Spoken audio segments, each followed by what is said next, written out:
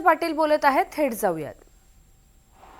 आणि त्याचबरोबर आगामी येणारा जो साखर म्हणजे हंगाम आहे, त्या हंगामामध्ये शुगर इंडस्ट्रीच्या समोरचे काही प्रश्न, अशा 2 प्रश्नाच्या संदर्भात चर्चा झाली. परवा दिल्लीला माननीय श्री अमित शहा साहेब, शिवराज सिंग चौहान साहेब, प्रल्हाद जोशीजी, माननीय केंद्रीय मंत्री, माननीय मुख्यमंत्री देवेंद्रजी फडणवीस, माननीय उपमुख्यमंत्री शिंदे साहेब, आमच्या नेत्या आदरणीय उपमुख्यमंत्री सुनेत्राताई पवार याही त्या बैठकीला उपस्थित होत्या दिल्लीच्या, आणि मीही त्या बैठकीला उपस्थित होतो.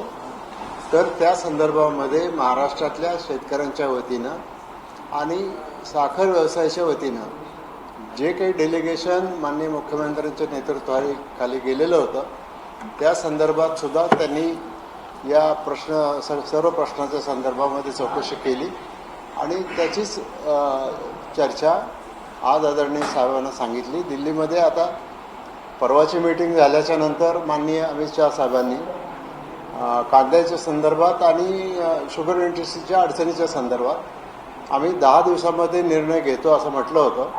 तर 10 तारखेपर्यंत तो निर्णय येईल असं मला वाटतंय आणि त्याच्यासाठी केंद्रामध्ये वेगवान हालचाली सुरू आहेत. तर त्याही प्रश्नांचं ब्रीफिंग आदरणीय पवारसाहेबांना दिलं, कारण त्यांनी गेल्या अनेक वर्षात या शेतकरी, शेतमालाचे भाव, मग कांदा असेल, ऊस असेल, बाकीची पिकं असतील, याच्या संदर्भामध्ये पवारसाहेबांनी लक्ष घातलं होतं. साहेबांच्या प्रकृतीच्या कारणामुळं त्यांच्यावर काही मर्यादा आल्या होत्या. त्यावेळेला माननीय अजितदादांनी त्याच्या संदर्भामध्ये लक्ष घातलेलं होतं. तेच या क्षेत्राचं लिडरशिप करायचे. आम्ही सगळे एकत्रितपणानं सहकारी चळवळ, शेतकरी आणि सामान्य माणूस याच्या संदर्भामध्ये आम्ही जी चर्चा करून निर्णय घ्यायचो, योग्य त्या फोरमवर हे विषय मांडायचे. तर त्याच्या संदर्भात आदरणीय पवार साहेबांना सगळी माहिती दिली. त्यांना एक विचारलं, तुम्हाला आणखीन काही आम्हाला याच्यामध्ये सुचवायचं आहे का?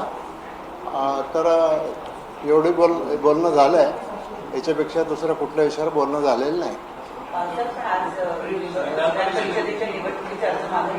शेवटचा दिवस आहे, अवघे 3 तास शिल्लक राहिलेले आहेत.